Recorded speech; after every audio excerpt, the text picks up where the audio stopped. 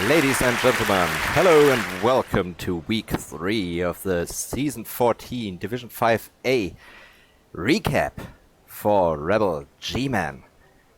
Yeah, you lot have drawn my ire. Because of you, I have to record on a Thursday, and I don't like it to record on a Thursday. I prefer the Wednesdays, so as punishment, you will be exposed to the first installment of the Octochicken Academy later on. But first, let's look at our schedule for this week. And due to time constraints, I was not able to research all the reasons why the MVP committees gave the MVPs to the certain players they gave the MVPs to. But rest assured that every last one of those players was very deserving of the MVP that they got. That's why in my game the MVP went to Boomer. Yes. First up, we have the Full Metal Chemists against the Jurassic Sparks. And here, here you see what I predicted last week. 3 armor breaks against 14. That's very, very typical for Brats against anyone. And especially lizards.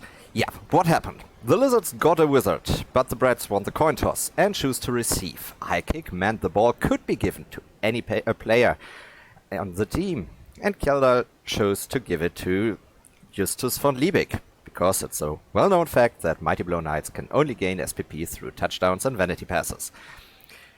The Full Metal Chemists used a weak point in the lizard screen to advance the ball behind enemy lines. Unfortunately, if a knight runs as fast as he can, the screen fodder can't keep up, and the knight gets based by a Croxigore.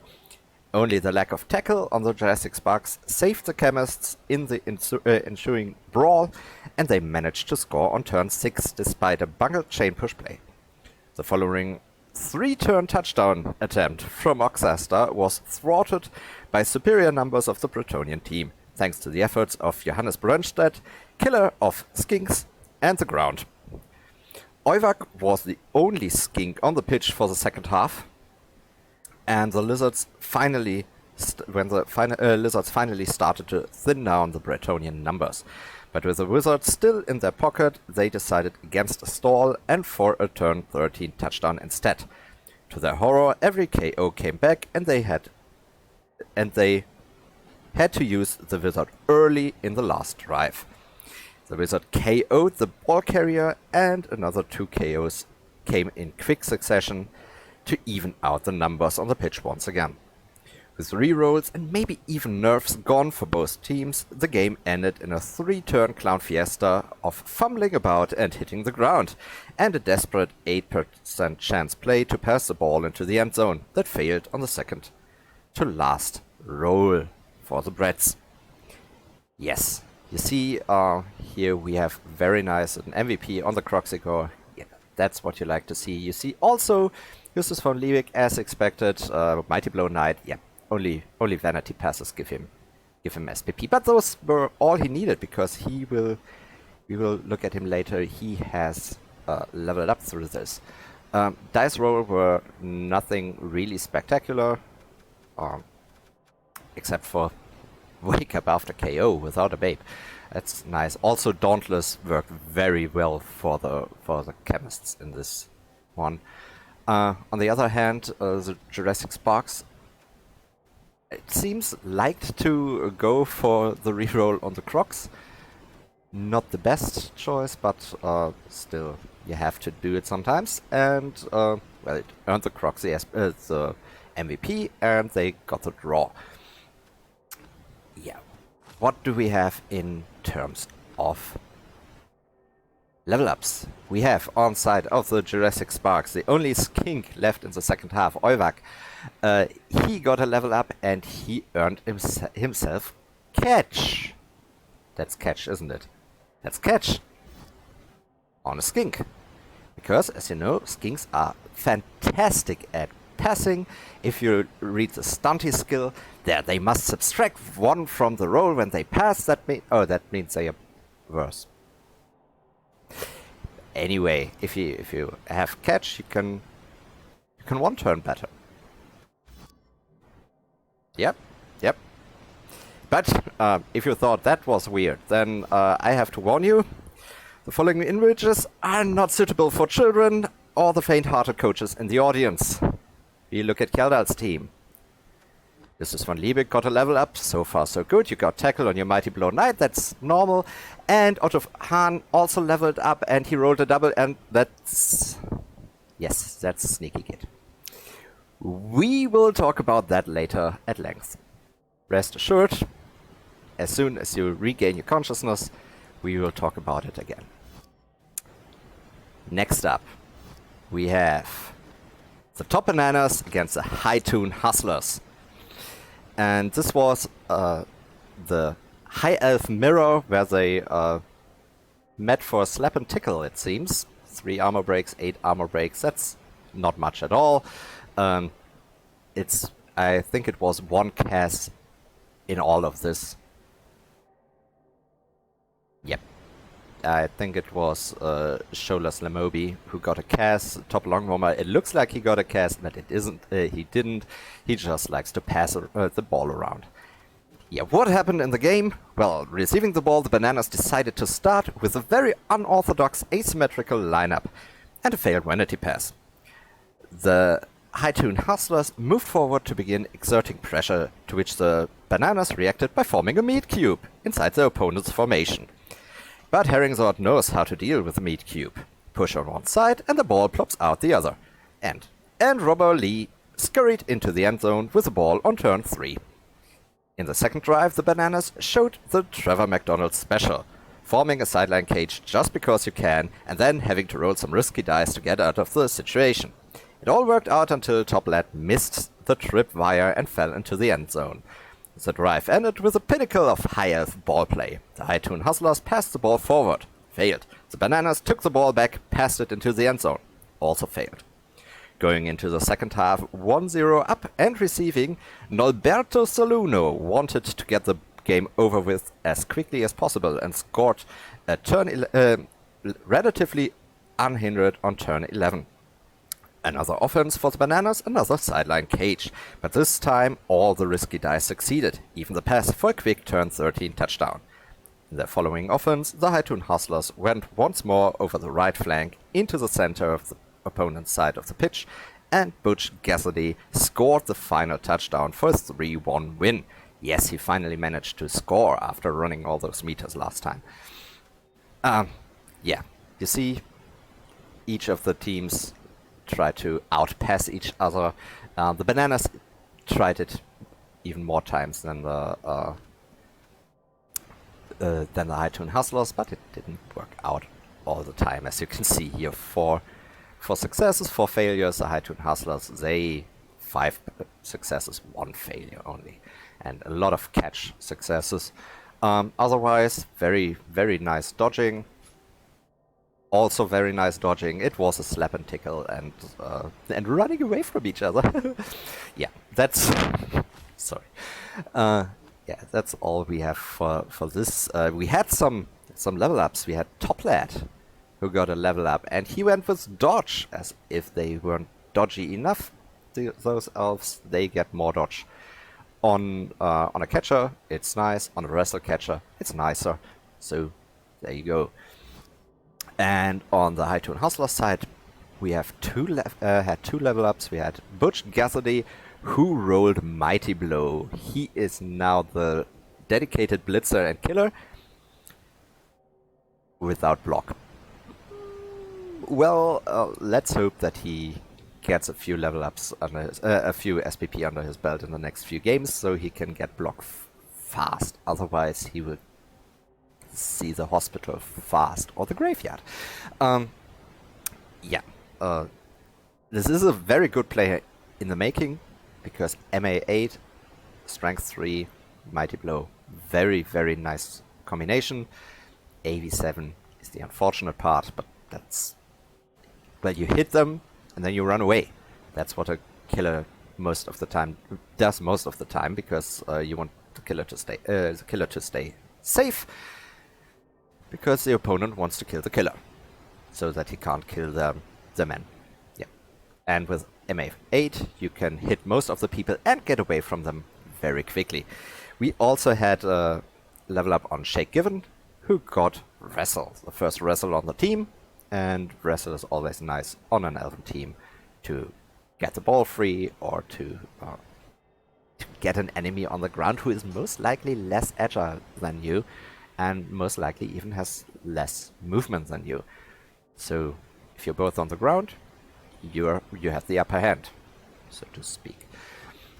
Next up, nope, not again, clicking too fast. Next up, we have how good people turn evil against someone.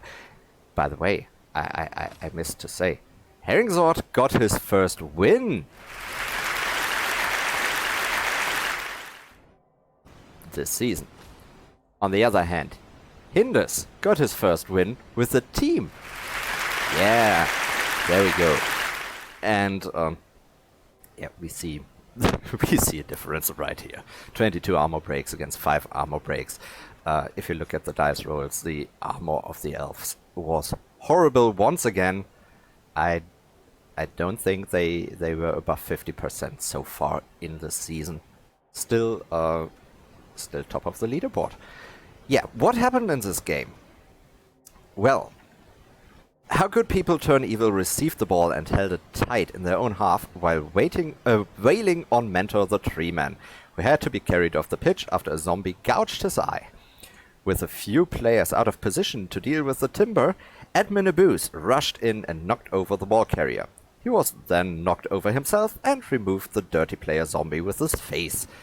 The elves managed to scatter the ball free enough for Rebel.net Scout to snatch it up and score a touchdown on turn 4. It looked very promising for somewhat engaged at that point. But after a kickoff, Admin Abuse went for the ball again but failed a crucial dodge. With the biggest threat lying out of position in the grass, the Necro quickly moved the ball forward, removing Wood Elves left and right and scoring on turn 8. The Wood Elves then had a one-turn touchdown attempt, which we look later. Suffice to say, it didn't work out. The second half began with the Elves being 9-11 down in players, and Dreamify remembering the good old Orc days and put the ball in a cage behind the line of scrimmage. The Necro happily surrounded the Elves, removing more and more of them. 3 in one turn at times. All the while, the Elves, realizing their mistake, fled into the backfield. Now being outnumbered, Rebel.net Scout made a desperate dash to the end zone, but dedicated recapper failed the pass. The Elves fought bravely for the remaining turns, but the sheer numbers of how good people turn evil made for an easy score on turn 16 for a 2-1 final result. So there we have it, the first win of the once winner of the Lacquer Noob Award. Hasn't shown it so far this season, but it can all turn with this victory. SPP, lots and lots of SPP for how good people turn evil. 20. No, I can't count. 19. And only 8 for somewhat engaged. That's not even the worst of it. The worst of it is that the Tree Man is out for a game. But Dreamify told me afterwards that this might have been the best time to face Hinders, so that he can get a grasp on the weaknesses of the Wood Elf team and how to deal with them. We have level ups on the side of the Necro. We have a level up for Bad Place Working, the Werewolf, the Speed Wolf, who got block, which makes him all the more dangerous and all the harder to remove as a scoring threat. Also, we had a level up on Diabolism, the Flash Golem, who also got block and is now a really nice piece. Beforehand, Flash Golems always seem somewhat expensive for what they offer, but with block and stand firm, you're the biggest roadblock in the division right now. You have some strength 5 dudes, but they don't have stand firm, so they are not that much of a roadblock as a Flash Golem. in my opinion, at least. And then, last but not least, or actually least, because they played yesterday evening after my bedtime, so they made me do this on a Thursday. I have to repeat it. Yeah, we have Legion 9 Urus, the Chaos, the not baby Chaos anymore, toddler Chaos we call them, against the Chinese numbers. And yeah, the Underworld induced Fast Glitch and High Kick and yeah. The game started off with a High Kick and Manoloth put Sun under the ball, because he showed how to handle the ball last week, didn't he? Naturally, Mr. Butterfingers dropped the ball. Then Scorpio Gore had to be carried off the field after the first block. Fez danced around his opponent, and Jin the second got caught by the ref massaging goat gonads before the ball was even picked up. Sneaky Git, by the way, would not have helped in this situation. For the first 3 turns, the Chaos put a guy next to the ball each turn, and the Underworld removed a guy each turn. Chinese numbers moved up the right-hand flank and managed to break away on turn 5, while the Chaos players were stuck on Fez, the Troll, and a handful of small folk. The Chinese numbers even felt safe enough for a vanity pass on turn 7 to change who scores, and then scored turn 8. Yes, this time their vanity pass even worked. The Underworld lined up in the backfield in typical protect-your-team fashion when a riot happened. Unfortunately for Legion 9 Urus, they did not manage to get a scoring threat established, but they KO'd 2 gobos on the line of scrimmage. The Chaos team began the second half outnumbered with only 9 players on the... Nope, that guy got served. With only 8 players on... Ouch, that guy's hand got smashed to a pulp. Well, 7 players make for a very poor meat cube, but still they pressed on and made a break for it on turn 14 when they were completely bogged down by a swarm of goblins. The Underworld were only able to put players next to Leo Gore, who, as you can see, is edgy 4 and has dodge, so he got away. He blitzed and dodged away to put the ball into the end zone on turn 15 for 1-1. Yeah, but the KO rolls were very nice for the Chinese numbers, who went into the last 2 turns 4 players up. To add insult to injury, Lucius Vorenus turned over by 1 in 81ing, a block on the main scoring thread, and the Underworld were able to 2-turn for a 2-1 victory.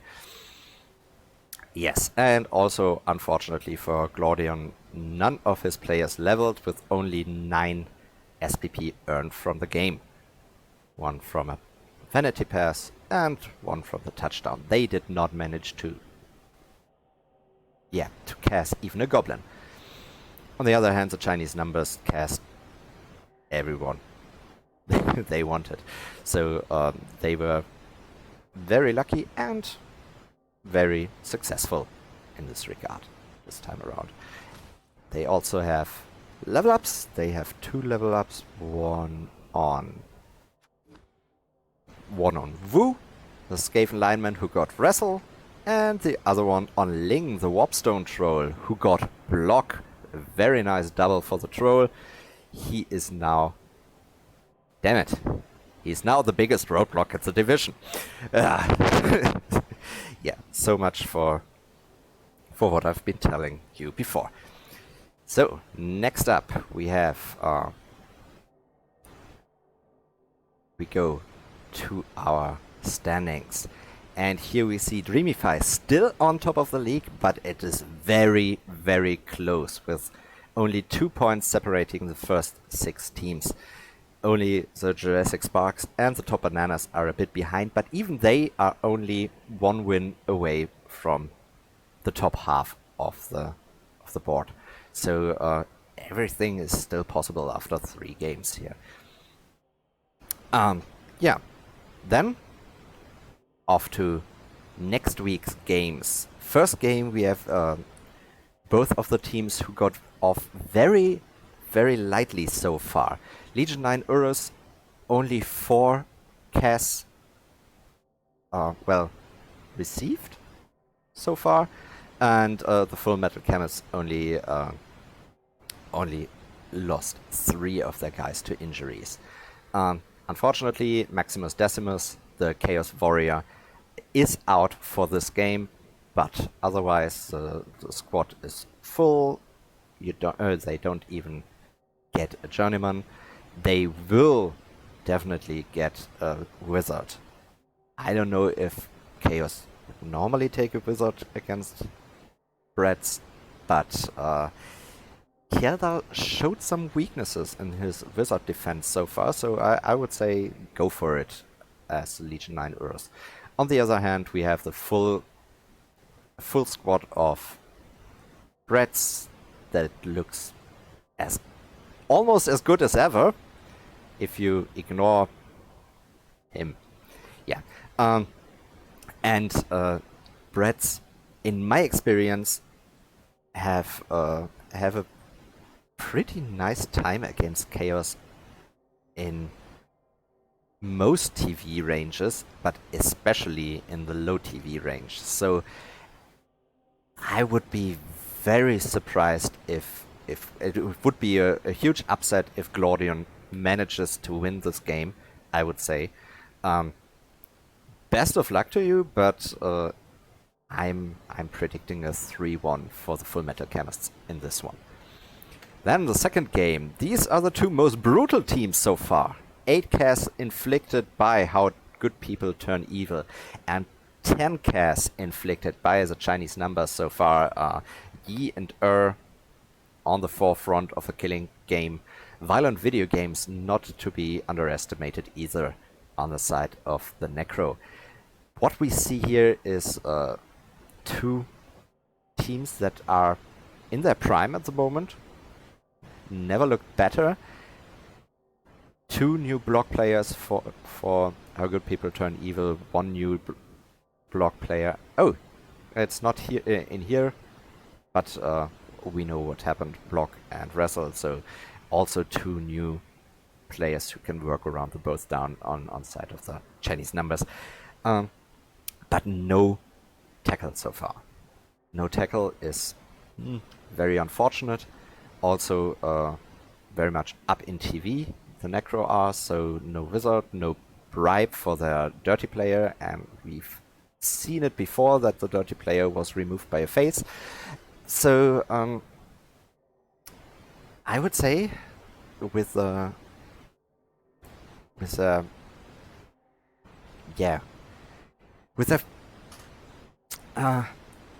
ability to get everywhere they want, and with the money to get a wizard. Or are they able to get Glad with this? Glad is 210. No, he's 260 without an altar, isn't he? Or is he 210 and 160 with an altar? I don't know. I would take the wizard. Yes. So I know both teams had their first win of the season, but I'm going with the Chinese numbers here. No tackle, a wizard for the Chinese numbers, a very good troll now. Yeah, I'm worried about I'm worried that the Necro isn't enough yet. So yeah, I'm going with the Chinese numbers. I say it will be a 2-1, but anything can happen.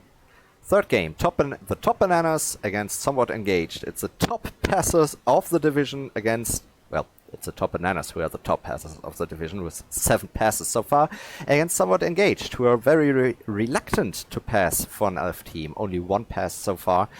And they lost Mentor, the Tree Man, which is probably the most fortunate game to have him MNG'd. The top bananas are not famous so far for their blocking play, their violence at all. They are the least cast-inducing team of the division. So you don't really need the Tree Man against them. But what they do is pass a lot. They will probably sideline cage. And that's where both the War Dancers come in with their leap and their shoving into the crowd. So I wouldn't be surprised if we see some serfs on ball carriers in this game. And also, in a Dreamify special, we see a 4th reroll on the Wood Elves. Yeah, I think the Wood Elves got this one from what I've seen so far of both teams. If the top bananas succeed in the risky rolls they normally throw, maybe they will get some surprising touchdowns, but I don't see it happening. I would say Somewhat Engaged will win this game, and I say it will be a 2-0 this game. Okay, and last game of the week, it's a Jurassic Sparks Oxaster against the High Toon Hustlers Herring Sword. It's the most touchdowns scored High Toon Hustlers against the least amount of touchdowns scored, the Jurassic Sparks. 2 touchdowns, 5 touchdowns so far. And to be honest, I don't see it changing that much. We still have very low amount of skinks, and we have a Mighty Blow guy now. And we already had a tackle guy to go against the skinks. We have lots of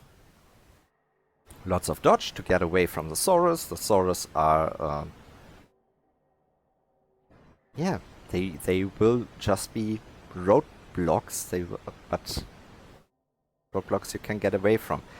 The Crocs, on the other hand, with a tail, will be crucial. I think it will all depend on how well behaved the Croxico will be in this game. And yeah, that's the hope Oxaster has to have, that the Crocs will be well behaved, and that his tail will work out, that his Mighty Blow will work out. It's practically his hope in this one. He gets a wizard.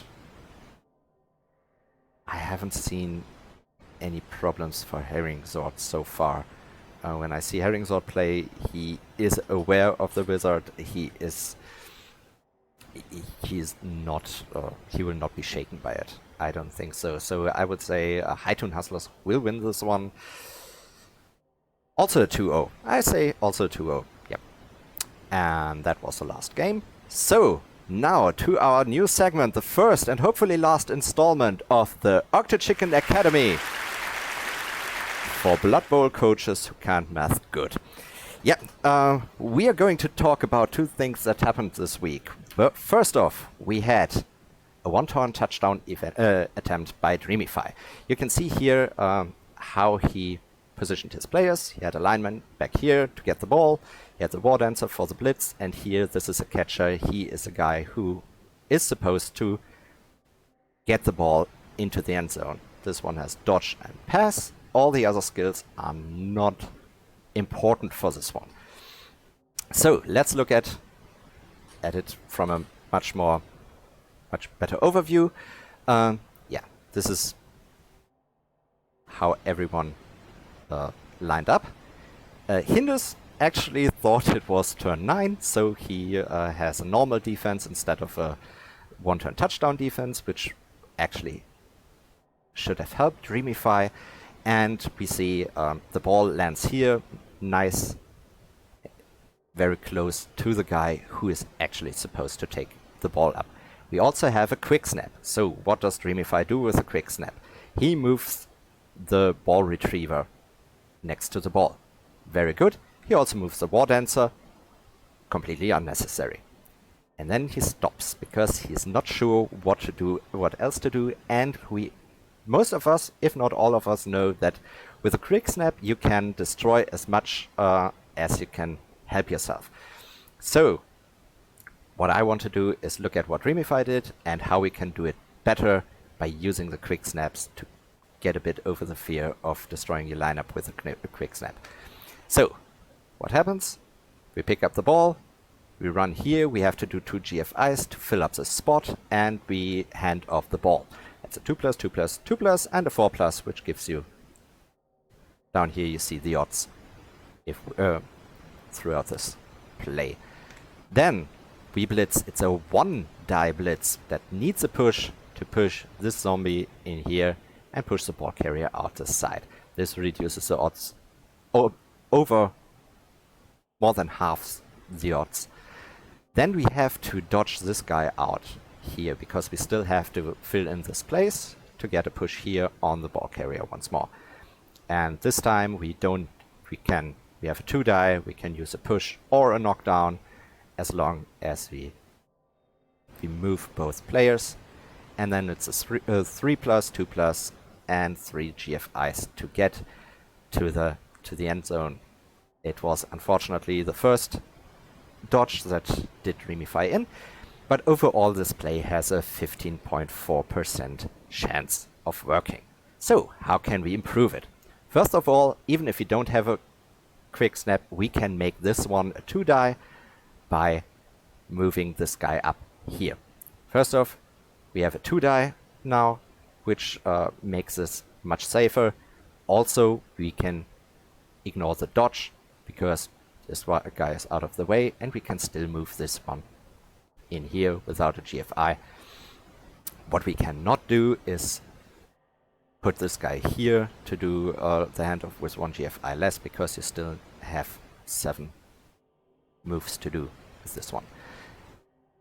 Okay, then that's not all. We have the odds from 15.4% to 26.8%, which is a huge increase, but we can do better thanks to the quick snap. What do we need to do? We move the ball carrier forward. Now we look at what we can do now. You have to beat 26.8%. If you, by the way, notice any mistakes I did, keep your mouth shut. No, no, seriously, tell me and I will rectify it next time. And I'm also learning with this, because this is, at least to me, it's very interesting. Otherwise, you just go forward to the awards ceremony. Well, to beat 26.8%, yeah. First off, we can pick up the ball. We don't have to have anyone here, and we can just pick it up. 2+, throw it, because this is a quick pass without interception chance, so we can just throw it on a 2+. We have a 3+ with catch skill, so we are much better off already from the start. Then we can go in here. We have a 2-die, and this time it does not matter if we push him or knock him down. This is very important for our chances. As you can see, our chances really don't go down much with this block, and thanks to the angle, we can push this one here, and because this square is free and this is free, we can just decide to put him in here.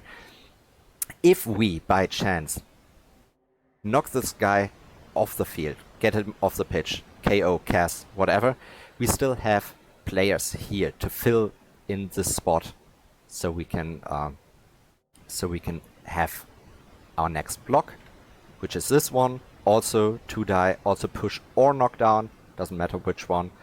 And we have the same position as before. We can 3+, 2+ dodge and have the 3 GFIs, which gives us overall almost a coin flip chance to succeed in this one-turn touchdown attempt. So if you're like me and don't see this stuff immediately, when I watched Dreamify's stream, I saw the move, this move. I saw this. What did I think was the good thing to do then? Jump the war dancer here and push in this direction, which would be better than what happened, but still a terrible thing. And only when I looked at the replay again for the recap, I realized how you can do that. So, what can we take from this? Put the scorer as far forward as possible. That's always further forward you have him, the better it is for you, because you can fill empty spaces, which is, if you can move an enemy into an empty space, you don't have to block every path, so you need less people. Even if you need the same amount of pushes overall as you needed with if you had the scorer further back, it's still better to have an empty space. to put the enemy in. Then envision the push sequence and do the ball handling in the least amount of tackle zones. That's here. It seems like a no-brainer, but often if you imagine the push sequence, you see that at some point your ball carrier is only in one tackle zone or even no tackle zone, and that's usually the much better chance for success. Then avoid one-die blocks like the plague. Yeah, that's almost a given, and try moving the enemy with another enemy, because in those cases you can have a knockdown and it doesn't matter. And that's a huge point of reliability, of getting your probabilities up. Yeah, so this was the first lesson of the Octochicken Academy. What do we have next? Sneaky Git. Most people have heard of Sneaky Git as one of the worst skills in Blood Bowl. And I wanted to make it easy for myself and just Googled Sneaky Git analysis. And what I came up with was this Sneaky Git effect with this nice table here on the Fumble website, no less. So it's remarkable how little the chance of expulsion is without Sneaky Git and with Sneaky Git. Unfortunately, this table is completely wrong, because this table, and I guess most of the people who look at Sneaky Git and say it's the worst skill in the game, have seen some variation of this table in this wrong form. Because what they did is they just thought, okay, you roll for armor and you roll the injury dice, and if either one of those is a double, you get sent off. But that's not how it works, because you roll the armor first, and if the armor fails, then you don't get sent off. So I had to make this table myself, and these are the actual percentages. Chance to be sent off without Sneaky Git. With Sneaky Git, you see the higher the modified AV, modified by fouling assistance, the less chance you have to get sent off, which is only logical, because your chance of injuring your opponent is also diminished. And you see, with Sneaky Git, we have a very low chance to get sent off if we try to foul a GMan. It's almost 5 times as likely to get sent off without Sneaky Git than with Sneaky Git. So it sometimes works. It works actually best if you're fouling alone or a very high armored target. And yeah, is that a good? Yeah, well, a good thing to do. Good usage of your time and your resources. Well, let's look at the percentages of a stun, a KO, or a CAS, and if you look at those, you see those are very low odds to succeed in a KO or CAS. Even a stun is not very likely, and if you look at the ratio of getting someone off the pitch or even getting a CAS to being sent off yourself, you see that without Sneaky Git, you're about even for getting someone off the pitch with a modified armor value of 6, but you always have double the chance to get sent off than to actually inflicting a CAS, which does not change much with Sneaky Git. With Sneaky Git, you have a better ratio of getting them off the pitch than being sent off yourself, but still, yeah, it does look better. You have a better chance even on AV8, which is horrible to foul without Sneaky Git. But is this really a good investment for most of the time 30k? You invest 30k in a skill and you get moderately higher chances to not be sent off when you foul. Well, it's not just that the skill itself has relatively low value, as you can see, I would guess. It's also the opportunity costs that you have. Because what does a lineman who rolls a double, what does he want? God. Of course he wants God. He would have let's say the Full Metal Chemists, they would have a third God piece by now. So, and that's huge for any team. Any team wants as many God pieces as they can get. So that's the opportunity cost you pay. You have one God piece less. Let's say now you really want to foul. Is there possibly a skill that is better for fouling? Well, let's look at Dirty Player. If we have Dirty Player, we have a much higher chance for KO or CAS in, well, over the whole range. As soon as you get over AV7, you even have more than double the chance to CAS your opponent and not only stun them. So your fouls get more effective. Not you have the same chance of getting sent off as before, but the chance to succeed in the foul itself is much, much higher if you have Dirty Player. And if you look at it just from a perspective of the risk of getting sent off to reward, the reward being get the player off the pitch or CAS him. So let's look at the ratios again. You see that the ratios through Dirty Player are actually better than the ratios of Sneaky Git, except for here these. Well, this one. If you compare it, this one is better. If you foul an AV8 piece, then you have a higher chance to not get sent off compared to getting them off the pitch with Sneaky Git. But that's the edge case. You see, the risk reward is even better with Dirty Player than with Sneaky Git. Not only are you hitting harder, you also have a better chance of a good outcome for yourself.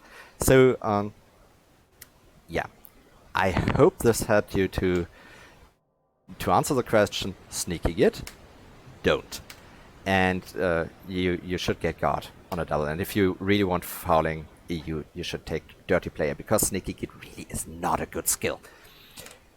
So, and with that we get to the award ceremony.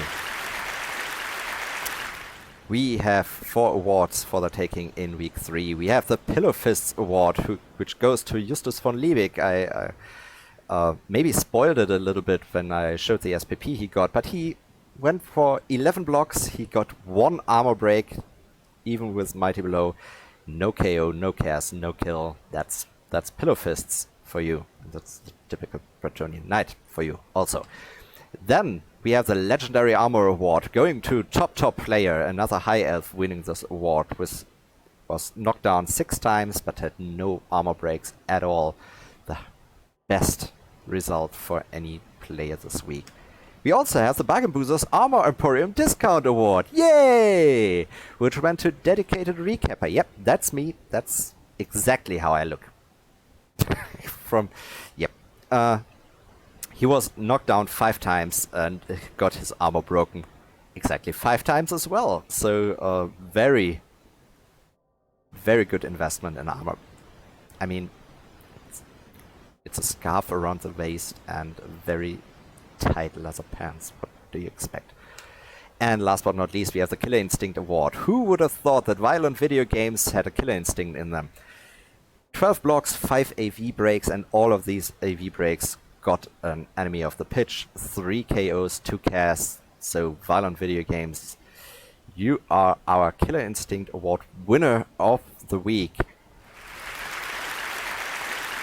And that's it from me for this week, folks. I hope you enjoyed it. I hope you liked the inclusion of a bit of learning, at least for some of you, a bit of math.